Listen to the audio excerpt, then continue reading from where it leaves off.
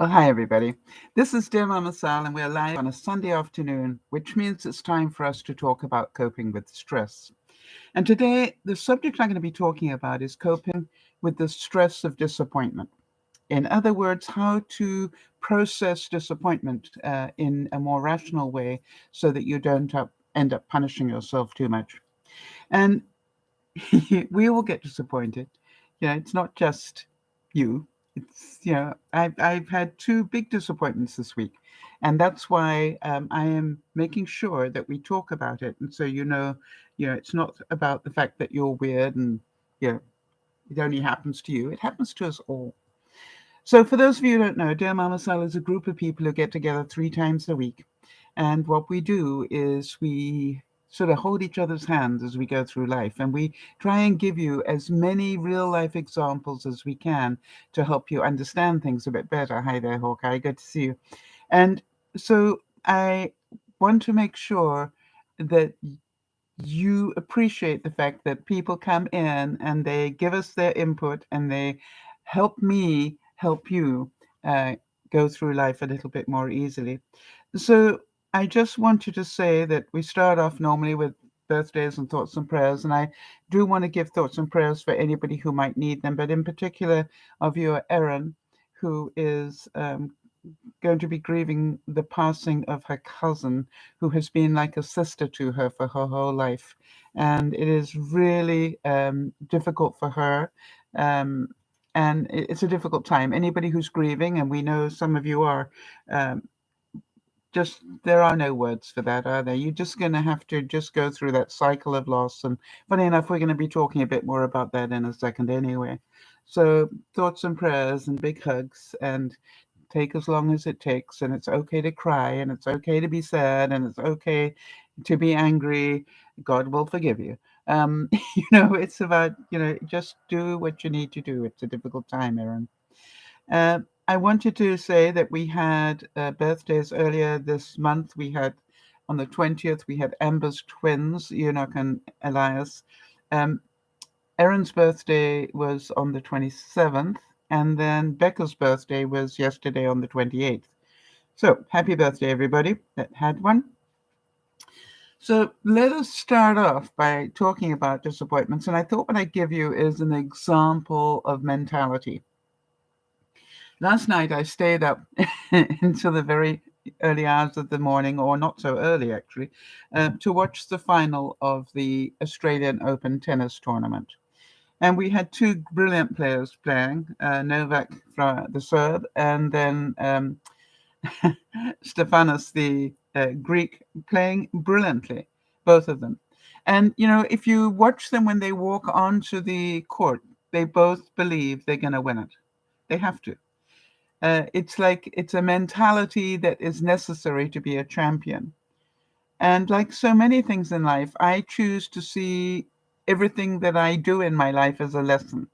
And so as I was watching the tennis last night, I was thinking about how this relates to our topic today. So when you think about it, having a positive mindset when they walked onto that tennis court was not enough. All right. You can't just walk on there and go, I'm the greatest, da da da. You have to have the skill to back it up. It's like, otherwise you're going to be bitterly disappointed, right? Just thinking it doesn't necessarily make it so. You need to do the work that makes it possible.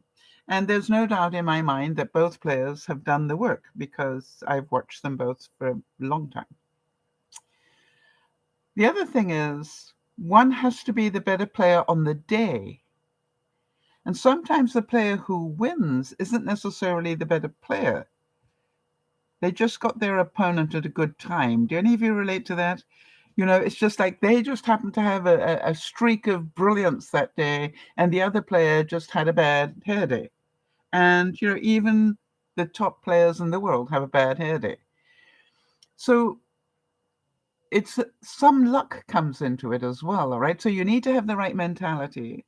You need to have the skill, and you need just a tad of the Irish in there, some good luck. So I think it's important to remember that in this particular Australian Open, a lot of the top seeds got knocked out early through strokes of bad luck and all sorts of things. The other player just had it going for them.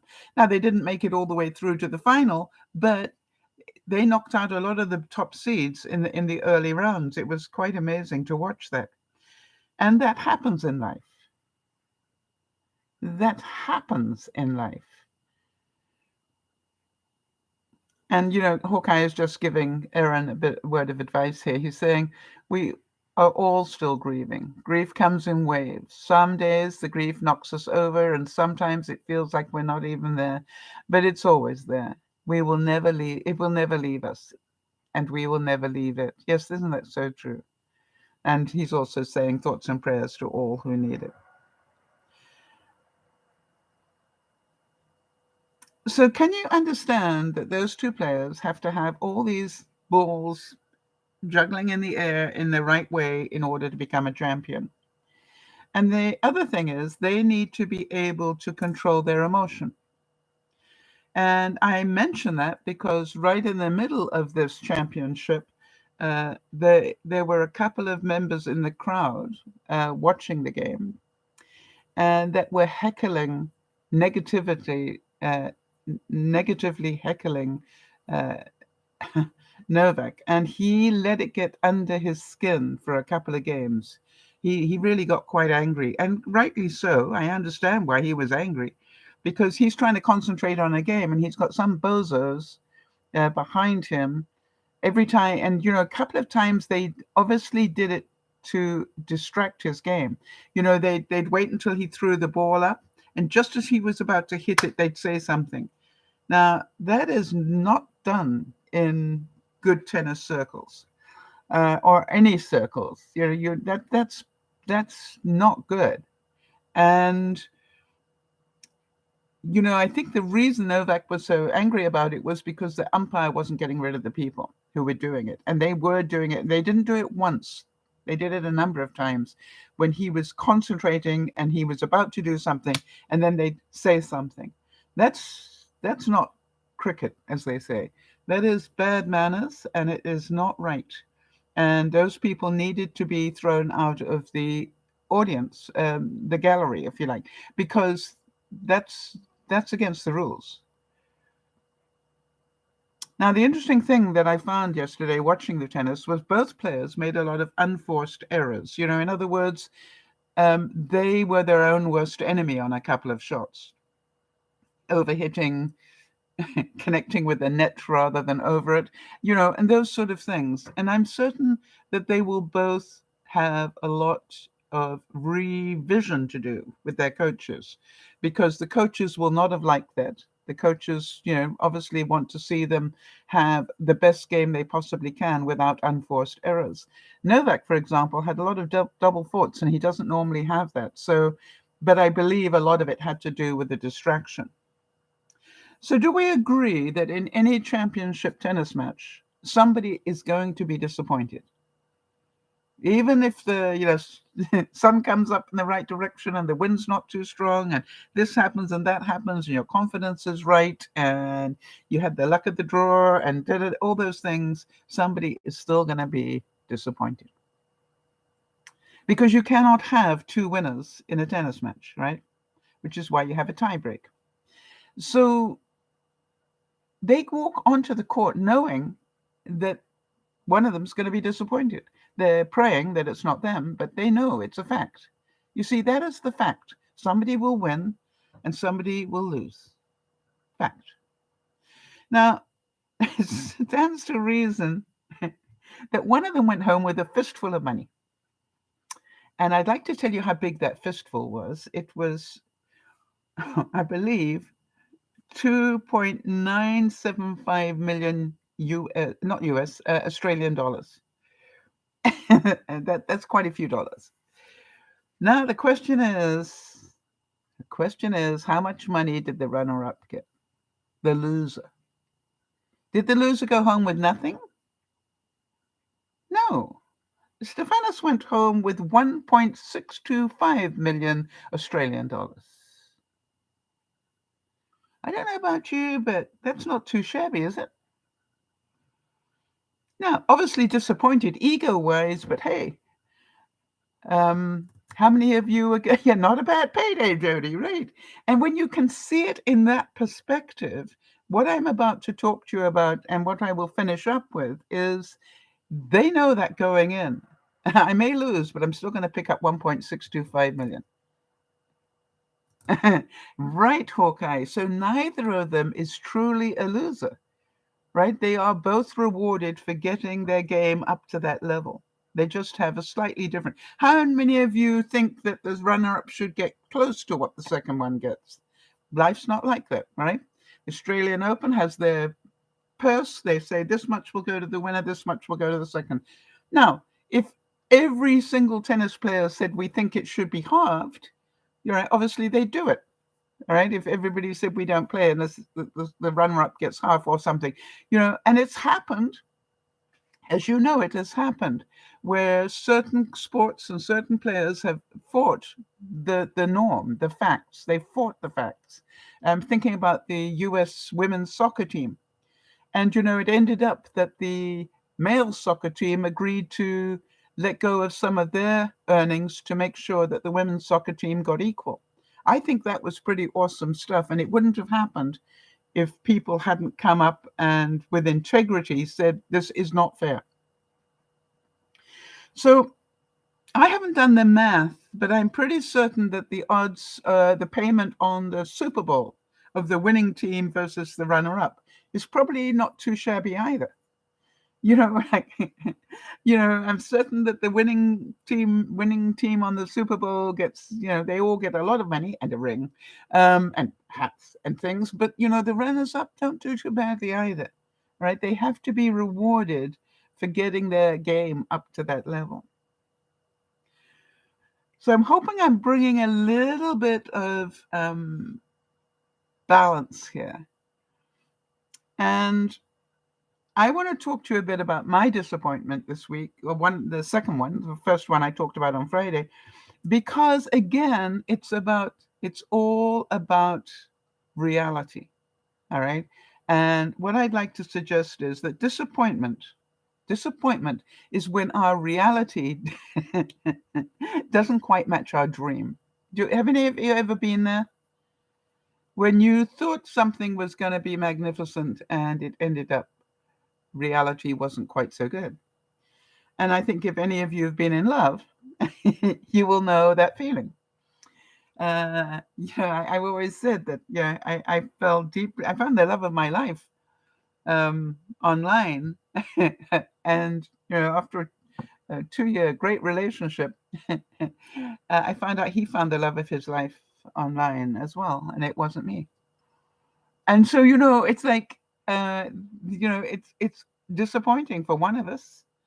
I'm certain that he went on to be very happy, but I hope he did, because I loved him. Why would I wish him ill? I had a moment there. I'm human. I had a moment where I didn't wish him so much well, but good stuff. But I very quickly went around and said, hey, if I loved him, and I did, and I still do, pardon me, then let him be happy. So our heart breaks when we go through disappointment, and we go through that cycle of loss, the denial. I can't believe this is happening to me. We go through anger and sadness, and then we eventually move into acceptance. And then after that, we get on with our life, right? And deal with it the best we can. We might grieve for the rest of our lives, but basically we move into a place where we can move on. Now, for some of us, that takes hours, depending on what the loss is. For some of us, it takes days. For some of us, it takes months. For some of us, it takes years. And for some of us, it takes a lifetime. Or you choose not to move on.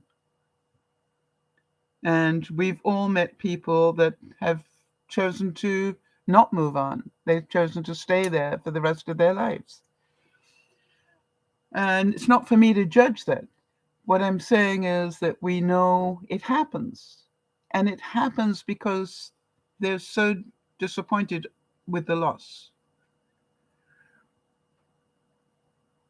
So about a month ago, I saw something online that touched my soul, and I thought it was truly magical. And I got a couple of pictures for you. Unfortunately, for some reason, my pictures didn't want to translate onto the thumbnail, but I'm working on why that's happening to me. But I don't know if you can see that, but this is the village. It's made of paper, and it's very intricate. I've got another one. Actually, I got some here. All right, so this is some of them.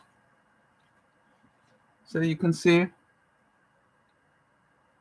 All right, but they really are just amazing. And I just saw this, and I fell in love. And I got so excited, as we do when we fall in love, and I paid the price to get the files so I could try and make them. And then I spent, like any sort of relationship, I spent a lot of time winning and losing.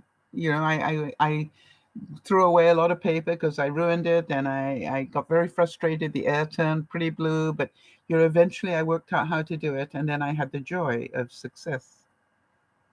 Yeah, Hawkeye is saying, I'm starting to reach that acceptance stage. So he says, if you recall, I was hospitalized in 2021, November 2021, after I couldn't emotionally handle the breakup of a 3-year relationship I was in.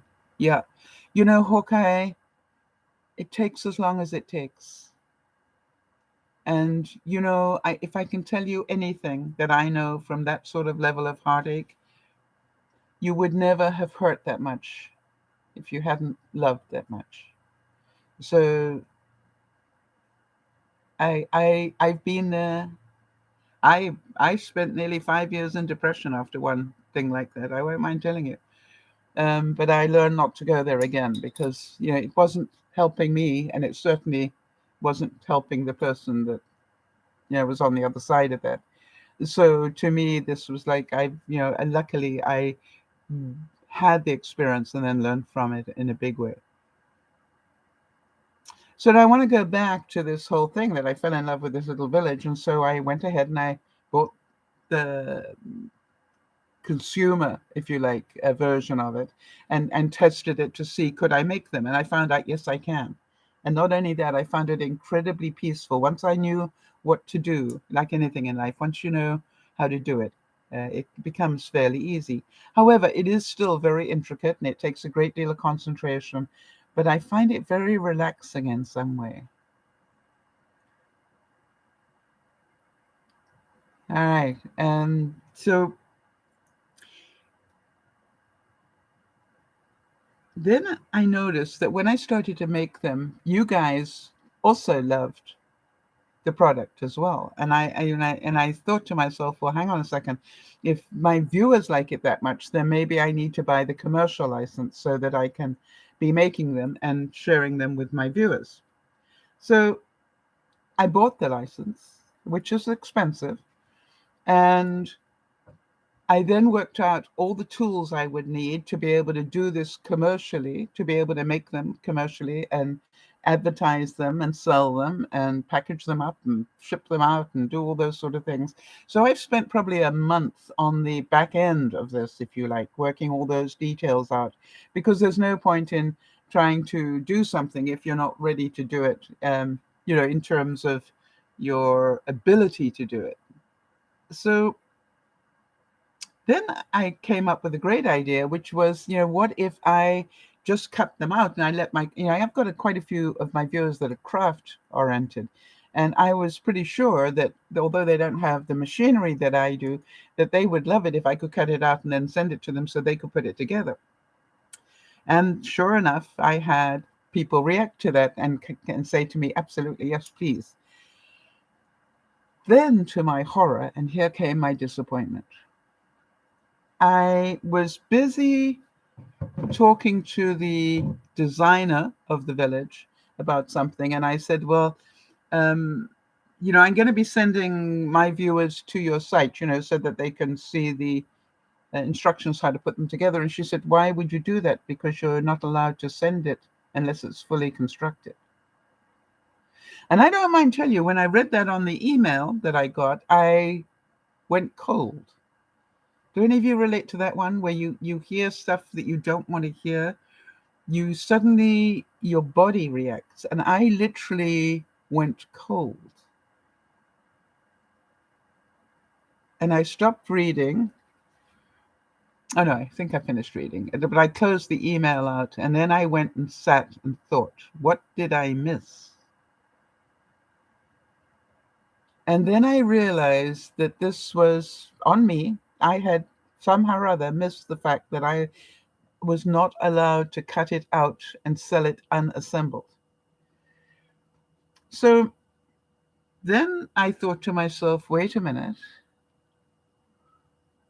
Would I still have bought it if I had known that? Would I have spent that much money had I known that I was not allowed to do that?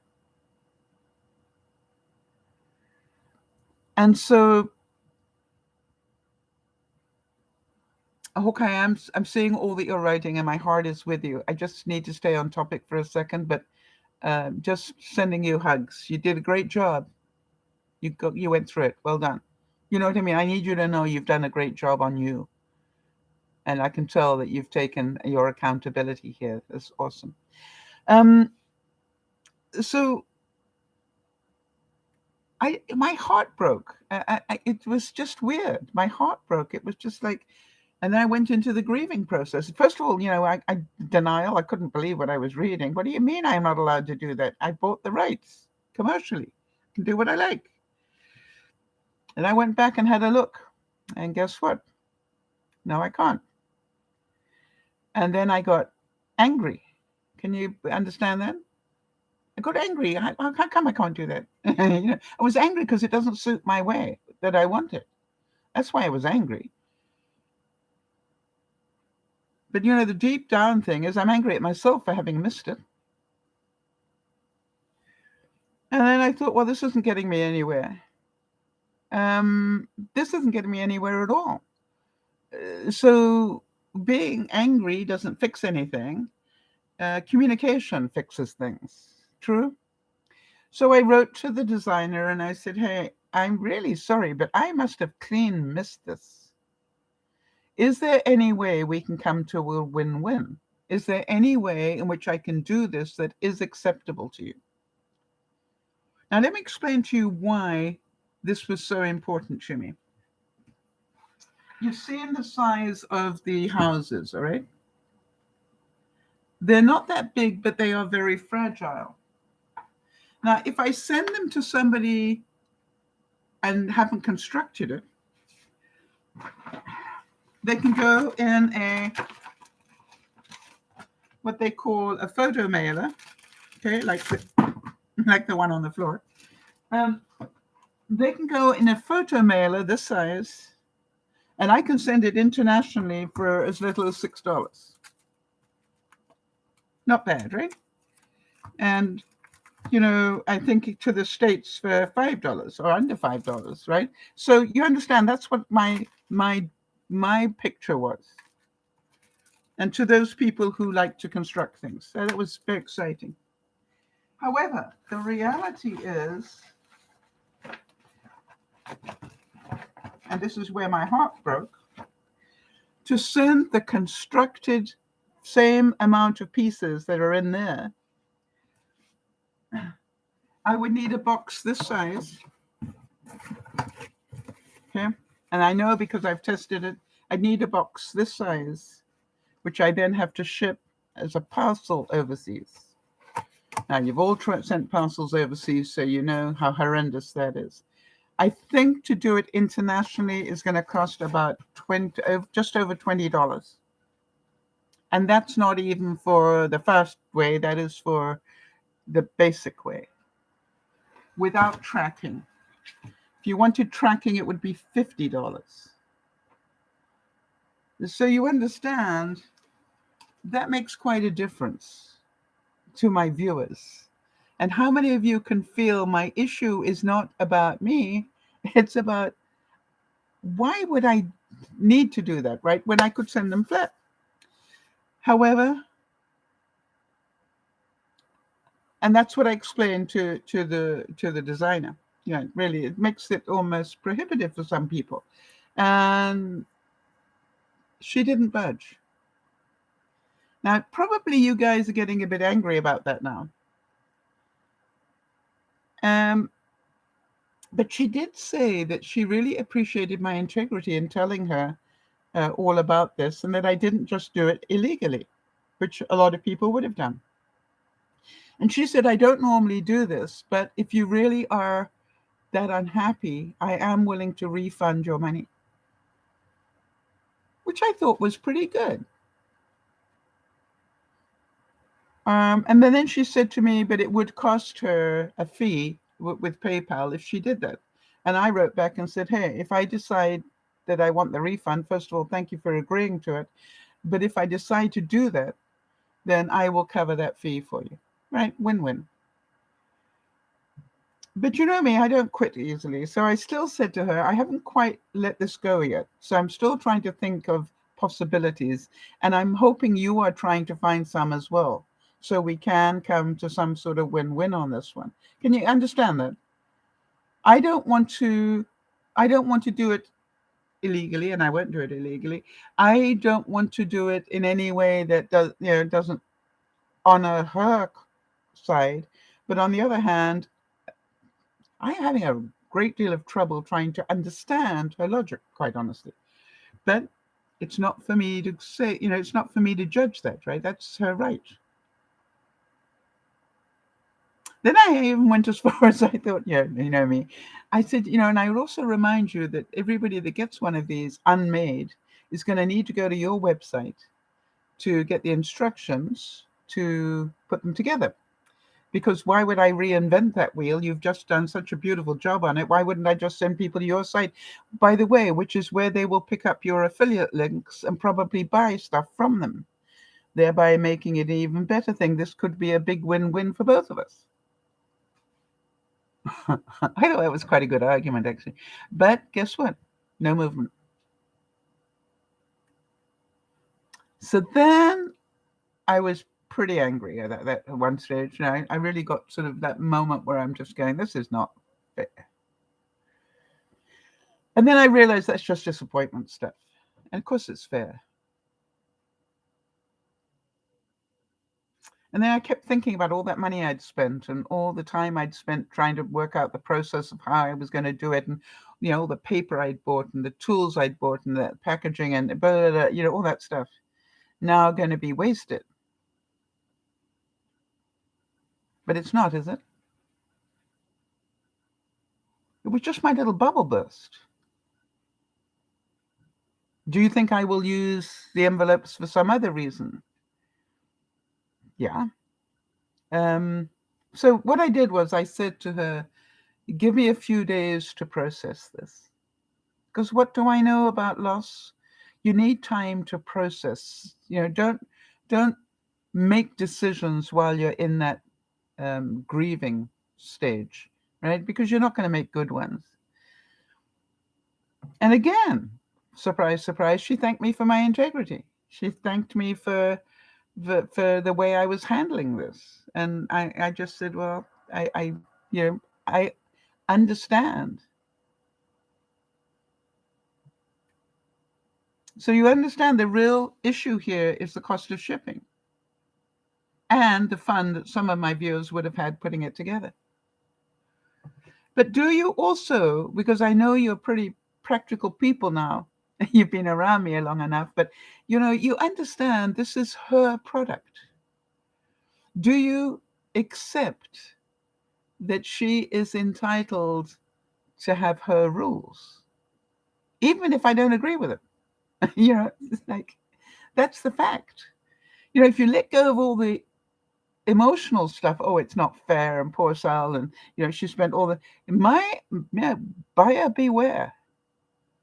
And, there's part of me that's going, maybe I can find another village that will allow me to do it, that I can, and I obviously will continue to look for that if possible.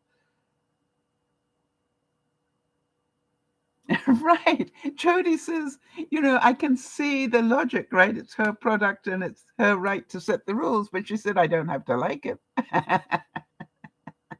I was there for a little while and then I smartened up a bit.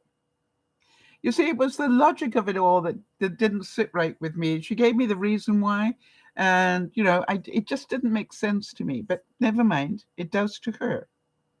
And so many people said to me, "Oh, Sal, just do it quietly," and I'm going, "No, yeah, I wouldn't want somebody doing it to me. I always like to turn that mirror around and go, what if somebody did this to me? How would I feel?" And I would feel cheated.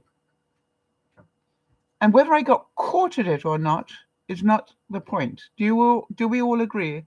Whether you get caught at it or not is not the point. The point is, will you do it? Will you intentionally do something that is not legal? And if so, karma will get you. However, here was my problem, because one viewer had actually ordered the set, to be packaged up and sent. And I wrote to her immediately and said, the rules have just changed because I failed to see one of the rules when I bought the product. And this is the rule, that I'm not allowed to send it that way. I'm not allowed to sell it that way. However, I have got permission to gift the ones that I've made. So therefore, I will be sending you a gift. Makes sense. Right? I'm still allowed, from the ones that I've already made, I'm still allowed to gift them, but I'm not allowed to sell them. And then it was so cute because the viewer just said, where do I donate? And I just thought, isn't that cute? I liked her integrity too. So many people said to me, just do it anyway, Sal. But I'm not a thief. Does that make sense to everyone? That's not who I am. So my decision, quite honestly, is pretty simple if I stick to the facts, right? Do I still love the village? Right? I found out it fits in really well with the Christmas stuff I already have been doing. All right. So yes, I do still love the village.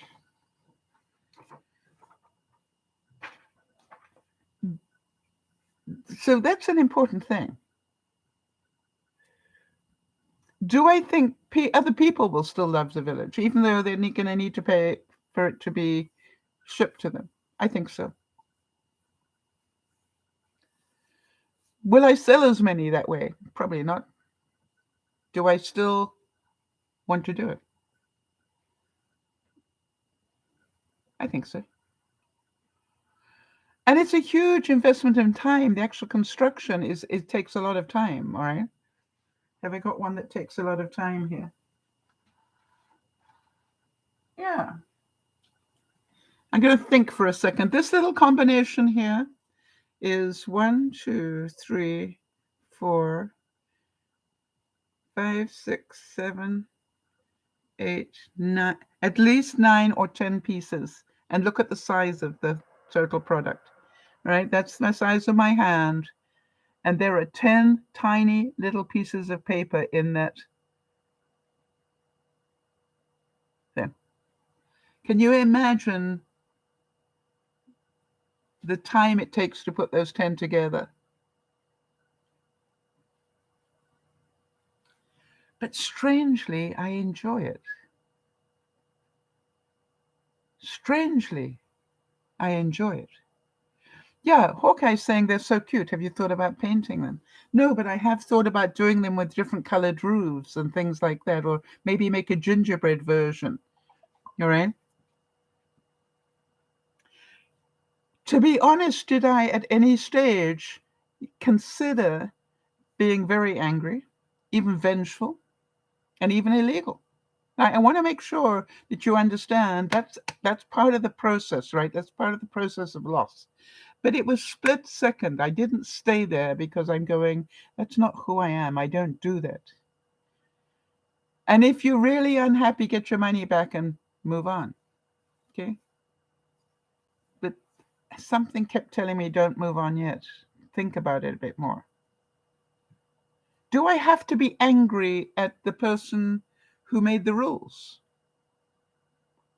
Only if I'm not thinking straight, I would be angry at her.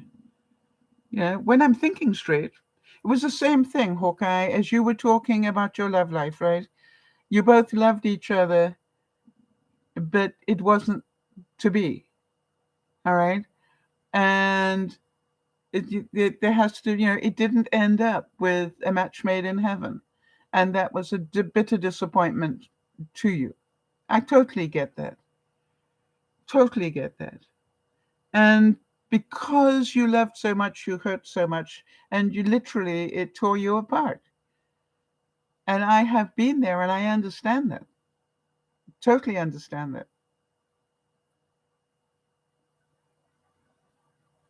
But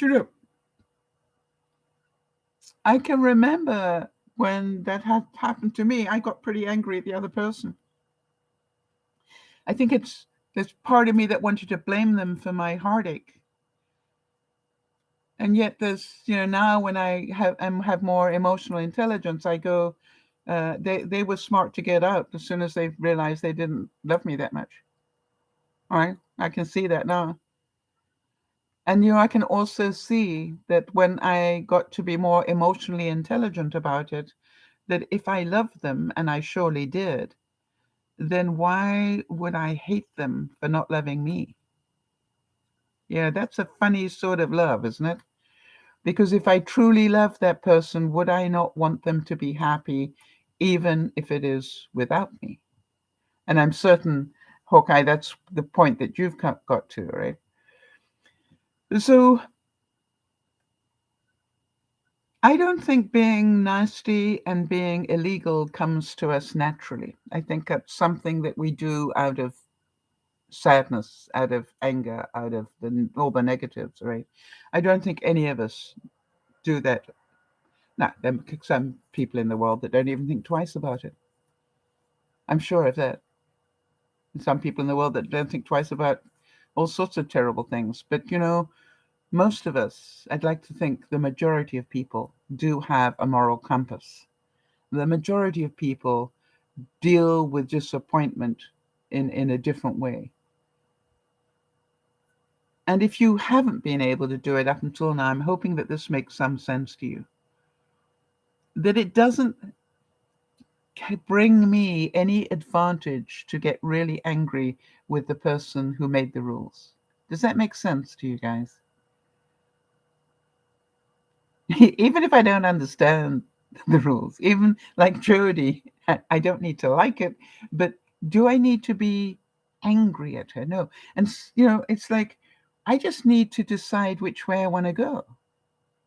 This is my life, my hamster wheel. Get off the stress. Decide which way you want to go.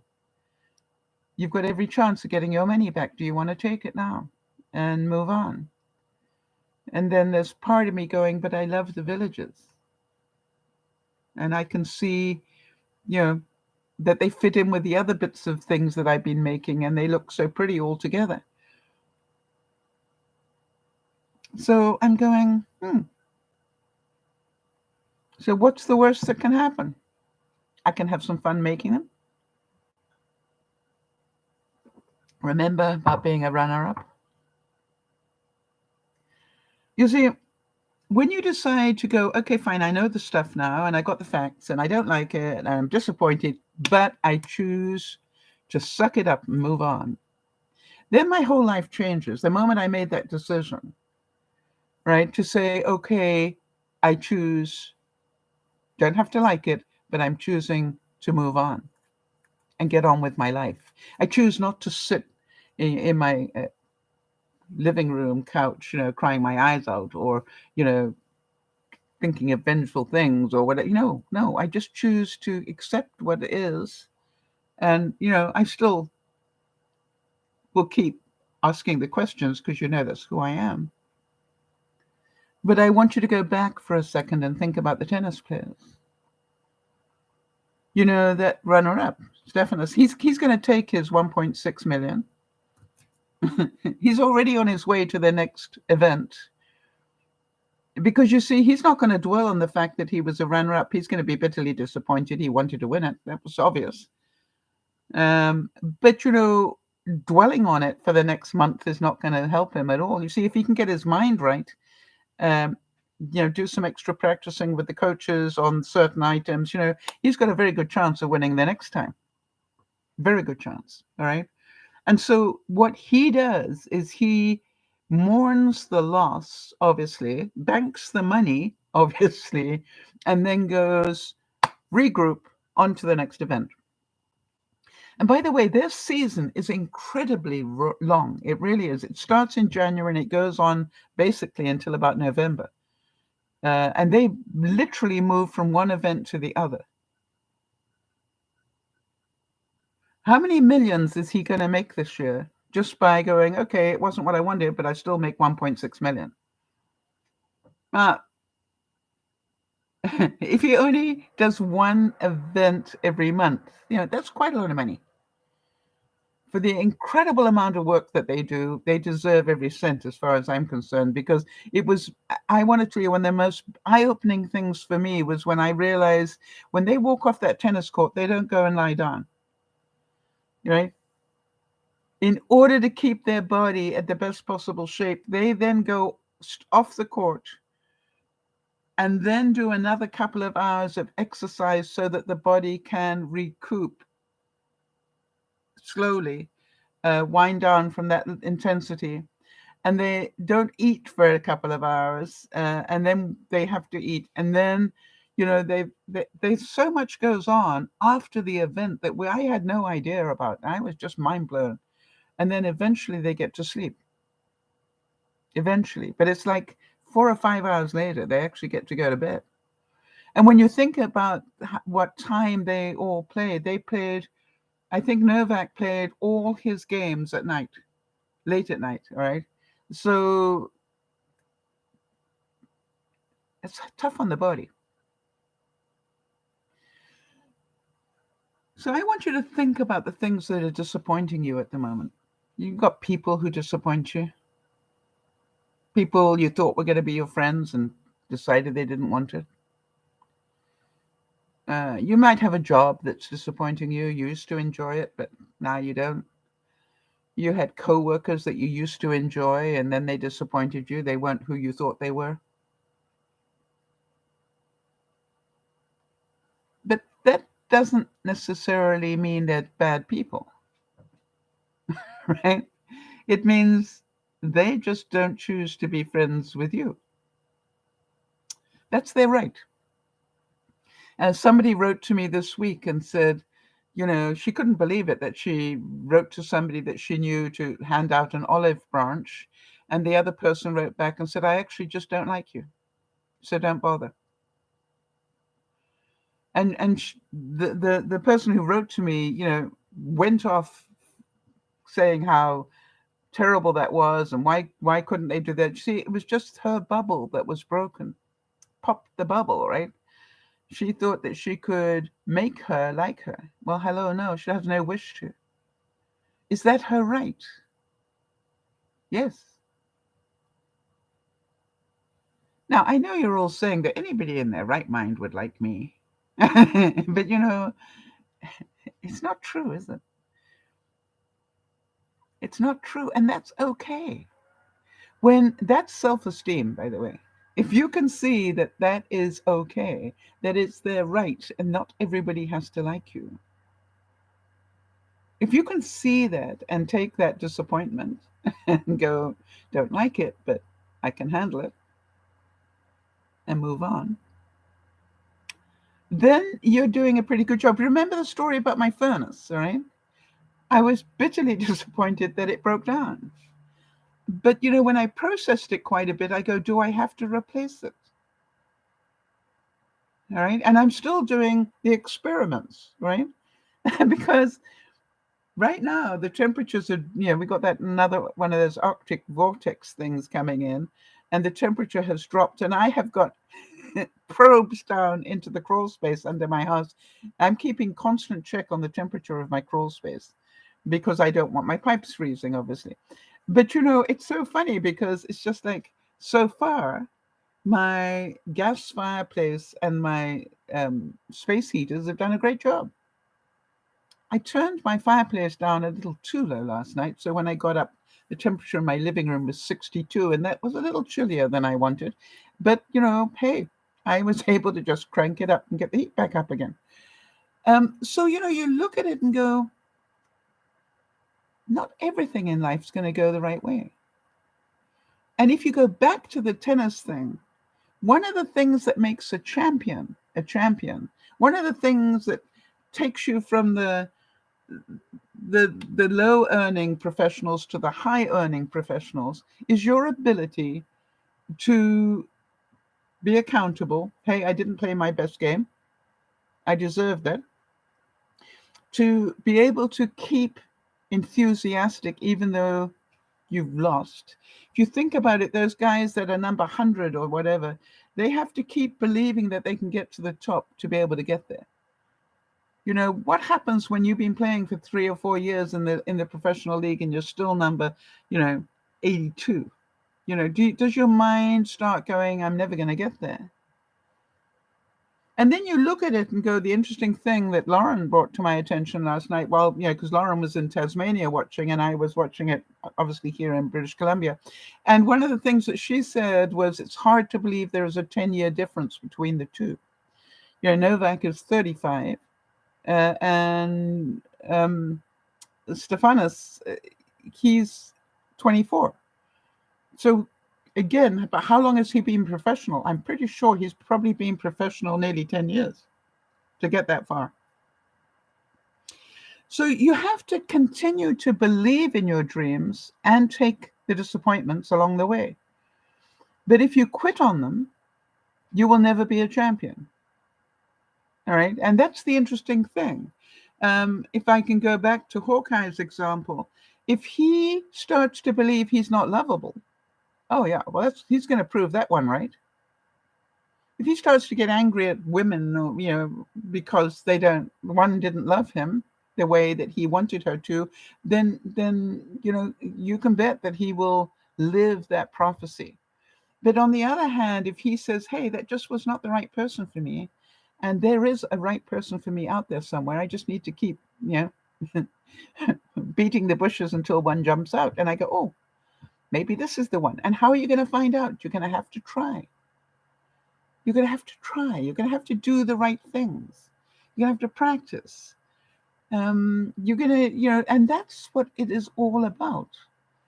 Anybody that achieves a goal has disappointments. Anybody. I don't care how smart you are. Do you think Elon Musk, with this Twitter thing, has had a few disappointments? And by the way, is it just me, or is Messenger really messed up at the moment? I keep having major problems with Messenger, and I'm not quite sure why. But it's just like, hello. It doesn't matter how successful you are, how much money you have, you still have disappointments. It's part of life. And so there we have it. Are you able to cope with the stress of disappointments? If you are, then you will have a pretty happy life. If you can just go, wasn't what I wanted, isn't quite the picture I had, but I don't want to punish the other person or myself. Can you imagine part of me beat up on myself because I clean missed that bit where it said I wasn't allowed to do that. But it was there. And I missed it. And I'm pretty good about reading stuff. And for some reason, I was so carried away with this, I didn't read it well enough. I was pretty angry at myself for that. Let myself down on that one. But hey, not the first time, and it won't be the last time, sure. So therefore, forgive myself and let's move on. So I beg you all to take a moment, whatever disappointments come your way this week, and go, you know, this is like a tennis champion. It's not all going to go perfectly well.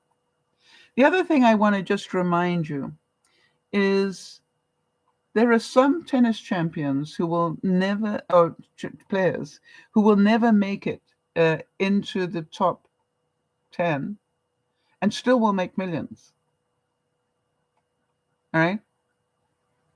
Actually, I will do a bit of research into that. I'll take sort of the guys that are sitting in the 20 to 10 range and see what they earn a year without even hitting the top 10. And I think you'll find that they make, a fair amount of money. Not as much. And obviously they got to pay their hotel bills and their travel and everything else with that. But you understand, you don't always have to be number one. Now, here's the other thing. I am absolutely certain that Novak has no need to ever play tennis again in terms financially, right? He's made multi-millions. You think about it, this one event, he has won 6 times now, I think. And if each time he won a couple of million, because it keeps going up, let's say on average he's 12 million just out of the Australian Open. Think about that. 12 million. And he missed 1 year because of the COVID thing, right? But he's already made 12 million just out of that one event. Never mind all the others that he's won. So does this man need to play tennis anymore? No. So why does he? Why does he? Anybody got any input on that? Why do you think when he's already, why does Tom Brady continue to want to be a quarterback at his age? After all the money he's made being a quarterback, why was he prepared to lose his marriage to carry on? Right? That doesn't make any logical sense to any of you. Right? His wife gave up everything so that she believed in, knowing that when he finished his career, she could then go and do her thing. And then he didn't give up his career, at the time, normally that one would. And so she felt obviously bitterly disappointed in that. And she decided that's not what we agreed on. But, Tom Brady couldn't leave the game. He loved the game more than her. Sad that happens. He loved the game more. So and that's what I want you to see. You see, I love making the houses more than I thought I did. Now, you know me well enough to know that I'm already, I think I've already sourced out a way to get some houses that I can make and send to the people who like to do crafts. They're not these, but I think I found another lot. That way I get a win-win. I get to keep that side of my dream, not with the same houses, not quite as nice, but still enough to have people be able to do it at a reasonable cost if they want to. And that makes me happy. So is it true then, and that's the question that I bring to you, is it true then that sometimes disappointments make us more creative? Is it true then that disappointments makes you look at yourself and wonder, wait a minute, what is my accountability here? Is it true then that disappointments are actually not a bad thing? I've often said, thank goodness I got disappointed on that one. What if I had gone ahead and done it? I've had that happen in my life. People that broke my heart, and I'm going, the bigger problem would have been if they hadn't. And it's like, it took me 5 years to work that one out, but it was just like, yeah, I got there now. So, and people have disappointed me. And I'm sure I have disappointed other people. So what I beg you to do is not see it all as negative. I want you to see it as part of life. It's part of life's lesson. What did you learn from this disappointment? Do I have to lose my um, relationship that I have with this designer just over this issue? Or can I choose to just go, hey, I'm sorry? And that's what I did. I apologized immediately. I said, I'm so sorry. I clean missed that. It was never my intent to do anything illegal. It's not who I am. And she knows that. She's got that in spades. It didn't take her long to work that one out. Um, be, so, it's just like, be who you are. And being who you are means you won't please everybody, and they're not going to please you. So it is a fact that disappointment is part of our life. And how we deal with it will decide whether we're happy little campers or not. That's my lesson for today. I hope that it made sense to some of you. I hope that you can see that we can get over these things. It may take some time. But remember the tennis players. Yes, it's a disappointment. Let me take my 1.6 million and move on to the next tennis match. Let me now move on after I've had a little chat with my coaches to find out why I'm making these errors. When I've, move on and just let it go. Let it go. Move on. Learn the lesson and move on. This is Dear Mama Sal saying, thank you for being here. I hope this will ring some bells for you all. And we will see you on Friday lunchtime. Jody, thanks for your help and thanks for being there. And all of you that are listening, either in the room or I can see you in the background there. I can, it shows me. Have a great week. See everything that happens to you as a lesson and don't take it personally. This is Dear Mama Sal saying, let's do this. Bye-bye for now.